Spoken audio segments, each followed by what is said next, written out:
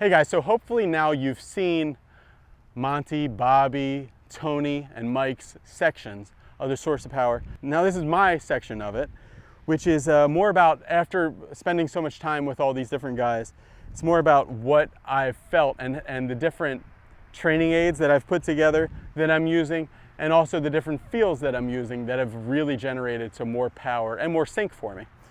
So you'll notice and probably wonder, I'm not on a golf course right now. I have most of Long Beach looking at me as I film this on this main street right here.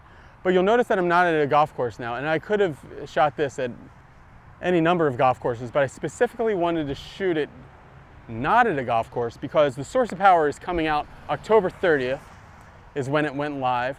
And now, into November, December, January, so many of our subscribers are people who live in climates that it's going to be super cold. So all these things that I'm going to show you now can completely be done in a tiny backyard. A lot of them even in a living room or things like that, So these are things that I'll show you. And because I really think the winter time is, it's a drag to not be able to play much golf. I mean, winter is like of no consequence here in California. But I'm from Philadelphia and I know what a drag the winter can be, especially when you're a golf addict. But the winter is a fantastic opportunity to retrain the sequence of your swing. If the Source of Power came out in May, it would be difficult for people to have a golf season and go out and hit golf shots and simultaneously redo the sync of their golf swing. Now, this is not something that should take months and months and months and months to feel. No, this is stuff that you should start to get the feeling of it very quickly. But the winter is just such a great time because by the time we get to April and May, like the Masters, we should be so much more in sync, just having these thoughts and being able to do things away from the course. This is the reason I think so many Swedish and Danish golfers are so good. Really just hitting balls into nets for so long and for so many months in the winter, and then not being able to be on the golf course, then say, okay, well, I want to do something to get better at golf, so they get in the gym more and they do stuff more like that. But you're not getting the negative feedback of, crazy shots. So, most of the shots you hit, they go 15 feet into a net, you can imagine was good. So you can just imagine, oh, that was a great shot. And you're not getting that negative feedback, which can be detrimental to getting better at golf sometimes. So this part is going to be all about the things that I've been working on and things that we can do in the winter off months to get our sync better and get our body feels about what's making power more in line with reality. Okay, so this part of the video I like to call the putting it all together part. So a lot of people have asked me, Brendon, you talk to all these different instructors, how do you keep your mind clear of what you're trying to do?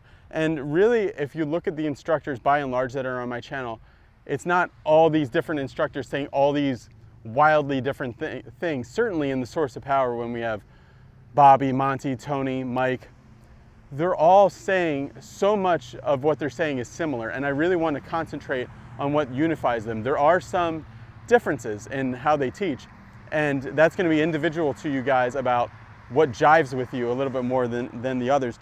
But really, the Source of Power is 85% of it is coming from the upper body, and 15% is coming from the lower body, and we need all of it. We want 100% of power. So it's definitely, the Source of Power is not an arms-only swing. But certainly, I think from the data that Tony's collected, from the anecdotal stuff that Bobby, Monty, and Mike have shown me, I can without a doubt say that the way that I'm going to go with it, and I think is the most efficient way to go with it, is an arms-first feel. Absolutely.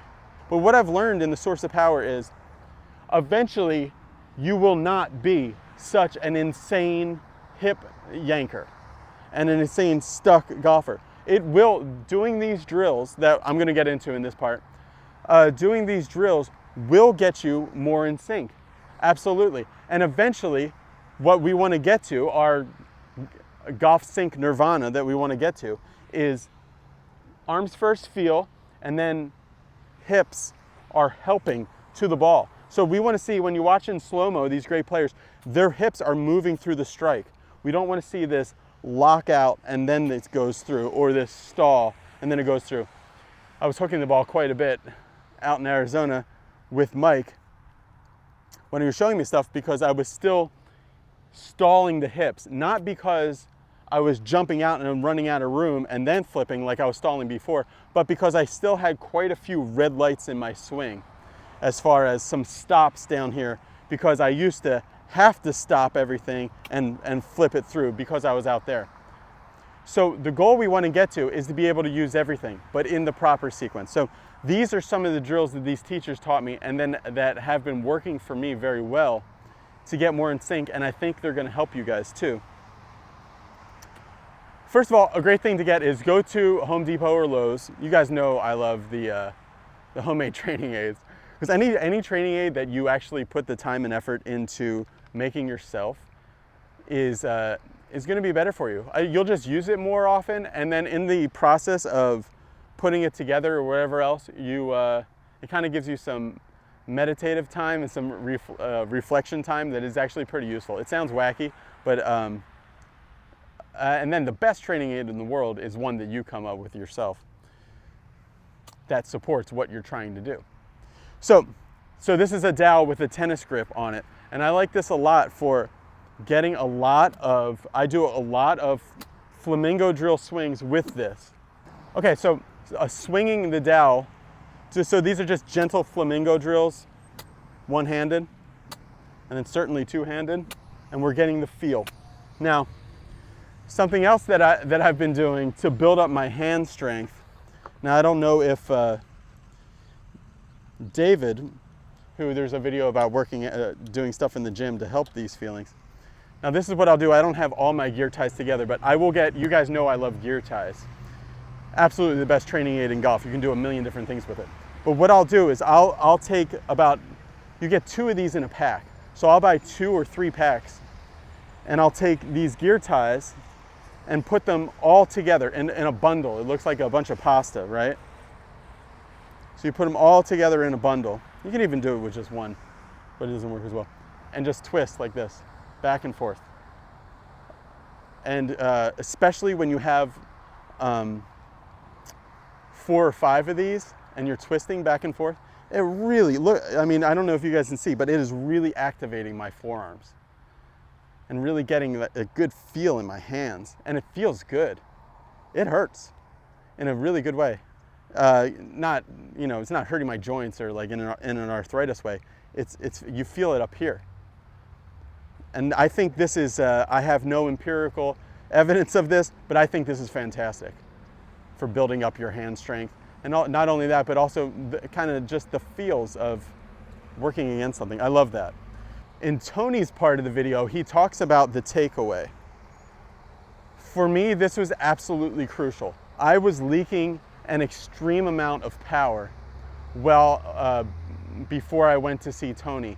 I was making great club head speed in the 112s, 113s, stuff like that, which was very good. Before I started this Be Better Golf thing, I was like 108 or 106, something like that. So I was 112 or 113, I was making great, but it was these glancing, spinny blows. Now, what really helped me was what Tony was talking about with the takeaway. Now, this isn't exactly textbook, the source of power stuff, but it helped me so much that I wanted to include it in this video so you guys can take this with a grain of salt or you can use it, but it really helped me. And Tony in his teaching thinks this is absolutely crucial. And don't be afraid to email Tony any questions you have. He loves answering golfers' questions. One thing that I wanted to tell you guys in the intro to Tony's part was that Tony was very nearly going to not be working in the golf industry anymore, and was getting more into just sports motor learning for all sports, not just golf specifically. But it's when his videos started coming up on Be Better Golf, and when I started profiling him, he told me this. He said once that started happening and he started getting emails from Be Better golfers, it got him really excited again. That, hey, there's people out there that are listening. Anyway, so it got him really excited again. So in his program, Tony's program, he wants the shaft, when you're taking it away, to be about parallel to your spine here. So when you're making this takeaway move, you want to be there. See, and then a lot of times you'll get, I'll do these right hand only. See how little manipulation there is? Because I was thinking, oh, I'm taking it too handsy. It wasn't that I was too handsy, it was I was rolling it too much, open. Now Tony will say that happens because there's too much left side tension and control in opening it. And we'll do a deeper video. I think I'm gonna try to do something with Tony and Jeff together that explains this. But the thing that absolutely helped me get a more, because I was giving it such a glancing blow because I was rolling it open, and by the time I got back here, look, that's not even close to where my spine is. It would be like open like this, and I'd have to majorly not flip at it, but majorly roll at it to get the face back to square. If I could come here, then there's very little to do to get it back square. And not only that, but instead of having this glancing rolling blow, I was compressing the ball much better. My spin rates doing this better takeaway, it's very strange but very true. When I fixed my takeaway, my spin rates came down about 1,000. They went from 3,100 to 2,100 on the driver. And the distance just exploded from there. So it's really, really helped me. That's one of the things that helped me play so well at Waverly, was that my takeaway was starting to get a little bit better. Hi, buddy. So this is the way I did it. If you guys watched my Tim Yelverton short game video, he talks about keeping the shaft on top of your forearm. So see, when I roll it, see how my forearm comes inside the shaft? That was a death move for me. Still do it, I'm still working on it. But so what really helped me do that is the idea of keeping the forearm on top of the shaft like this and having more right arm control. Then what Tony said that really clicked with me was this right here is all I'm doing in the backswing. I'm just doing a little bit of this. I think it's called extension. So I'm just giving it a little bit of this. So that is running the show. So I'm doing this a lot nowadays, just feeling this again and again. So I've been doing a lot of this move right here, just by itself. And then I'll do it a lot with a dowel.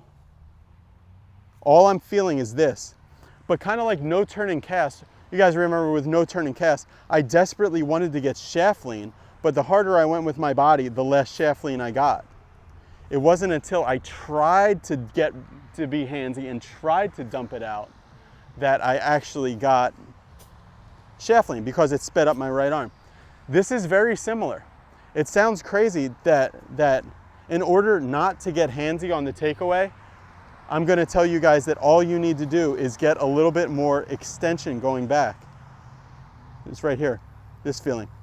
Let this feeling in the right hand run the show. So we're talking about the right arm running the show on the downswing and the source of power, and the body running the show.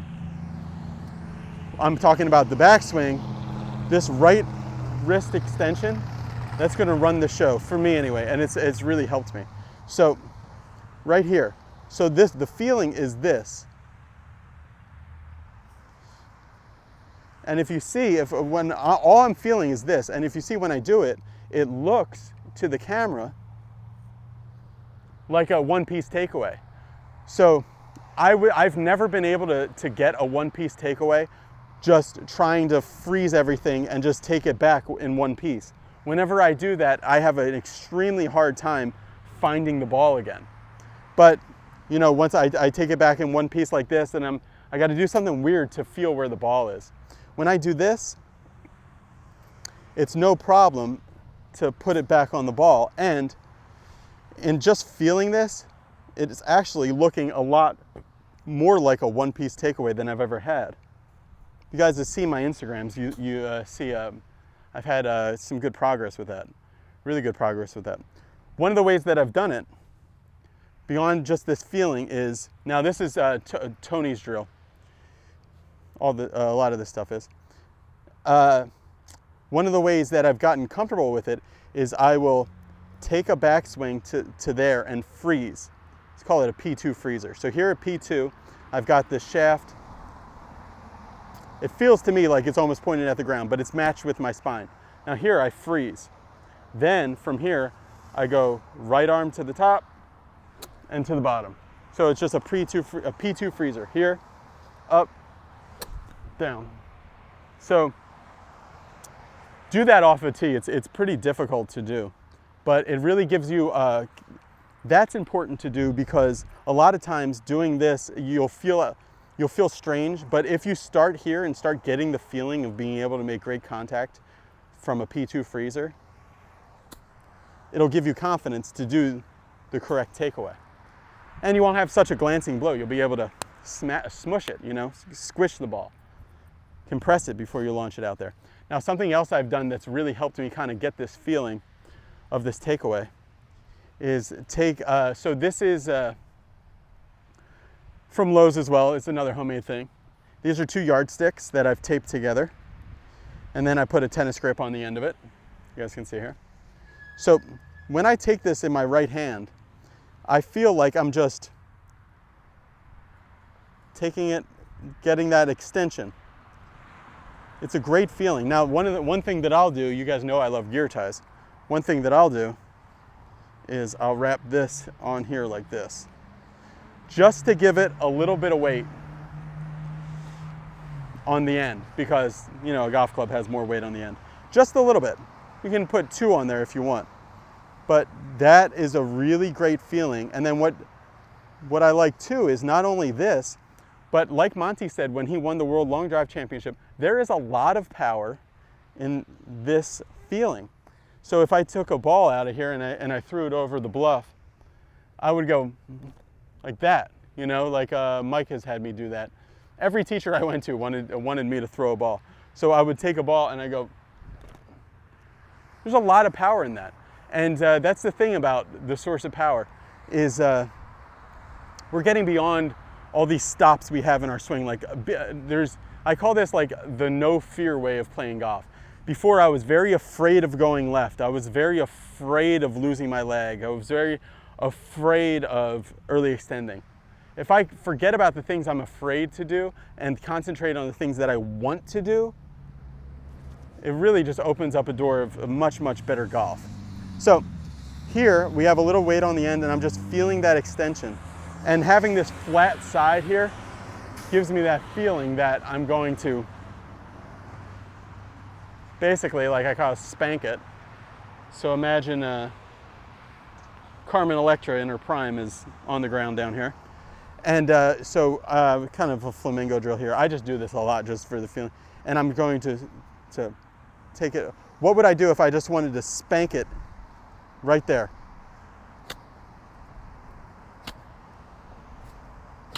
That is a lot of speed. And so when you guys are doing anything, like I said, in sinking your swing, special shout out to the guys who bought both those products. Thank you so much. But like I said, in sinking your swing, always be switching. So when you're doing a drill, do it for like 1 or 2 swings, then switch to a club, then switch back to it. Flamingo drill, same thing. You do a couple flamingo, and then you do drivers, 3 woods, wedges. Be totally stochastic about it.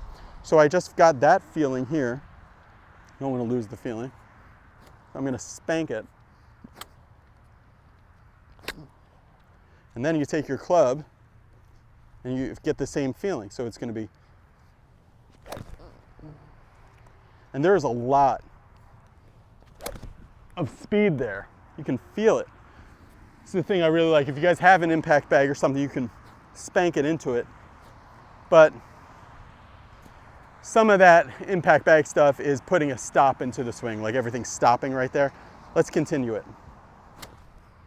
all the way through. So little ones and big ones. I really like that. And it really helps not only for the takeaway, but it's all connected to the sinking, to the source of power stuff where get this feeling, that's your takeaway. Little ones. And I'm not freezing this right arm. It's just going, it's just the show is being led by extension in this right wrist. Here. That's my takeaway. That's a perfect takeaway.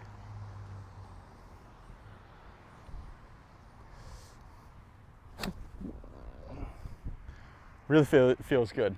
And also put some weight on the end of it too when you're doing this feeling, because it helps a lot. What else do I want to show you guys? All right, the snapper. I don't want to forget about the snapper in this video. This is the snapper. So if you guys, I used to volunteer helping kids learn golf for a friend of mine that was a PGA pro. So I used to volunteer doing that.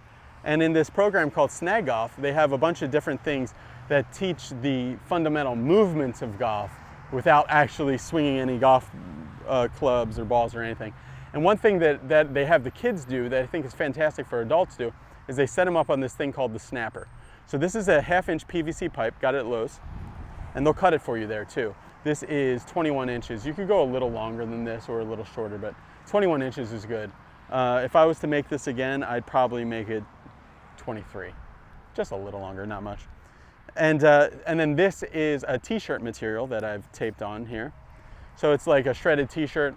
And this ideally you want this PVC pipe to be 23 inches, and you want the t-shirt material to be 30 inches. So 3 feet would be, which this is about, is a little bit too long. You can see from the wear and tear of this thing, I've been using this a lot. All right, so the idea with the snapper that they want the kids to do, now they have something that's made out of parachute material at the bottom that will give this loud cracking sound. And I'm not crazy about the way that they teach it in the Snag program, because they want kids to be like snapping it here.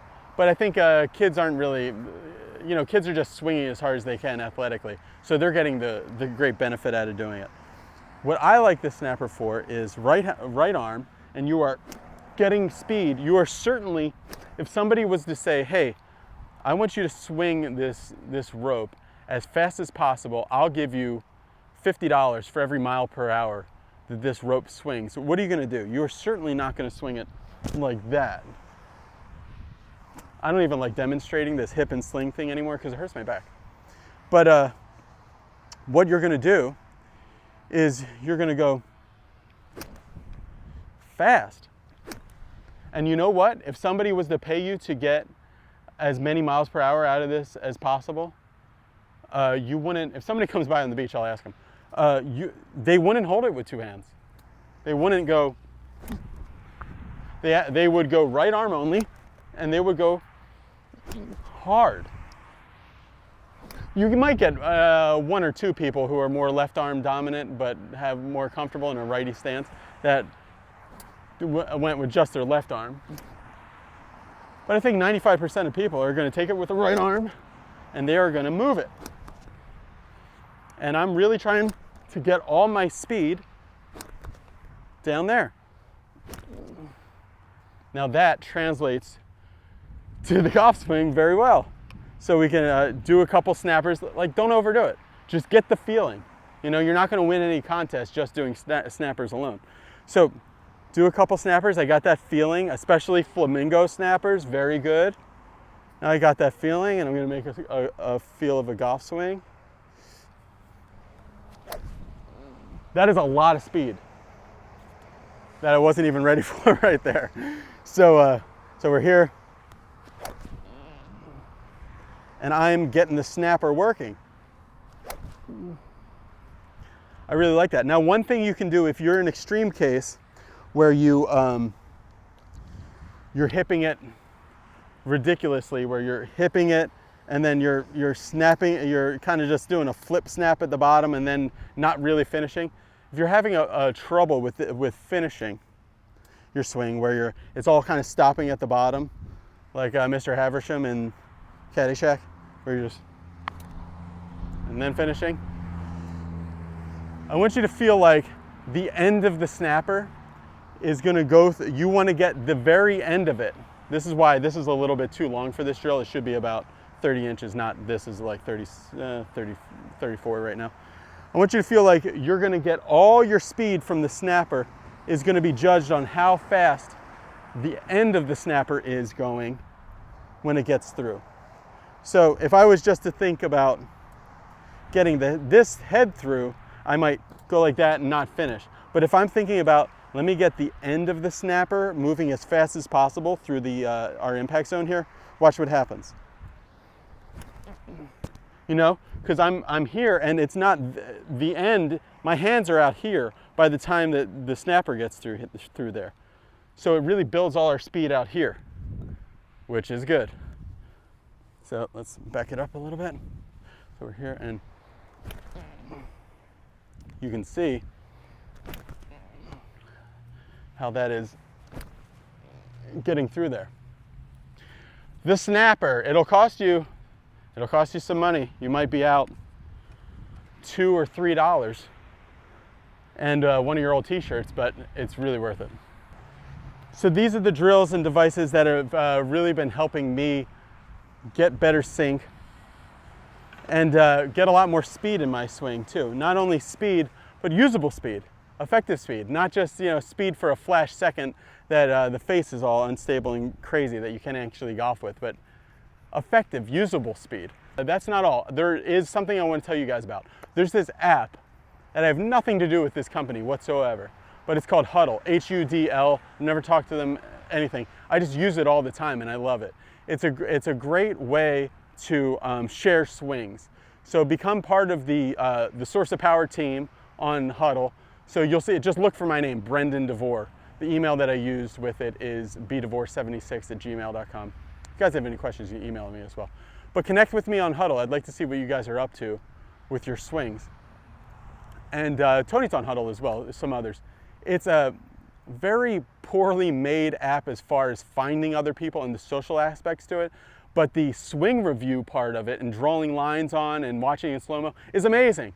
So they have some bugs to work out, but it's a great app and I'd like to see you guys connect with me on Instagram and also on HUDL. I think the one I have is Huddle Technique when you go to the App Store. It's on Android too. So connect with me through that. A huge heartfelt thank you to you guys for getting involved with the Source of Power. The final word that I want to say with it is because I know you guys and I'm one of you so much, I know that you'll take the whole bottle of aspirin when you're prescribed one. And I really want to say, because I think that the teachers in this video have done a fantastic case convincing you that the arms are going to give you the most amount of efficient power. But remember, it's not an arms only swing. It's an arms first feel so that the lower body's power translates to the ball. If you go like this, the lower body, the translation of that is like we saw with the LPGA having faster hips. The translation of that to actual club head speed is not a great correlation. We want an arms first feel that is going to allow the hips to work through the strike.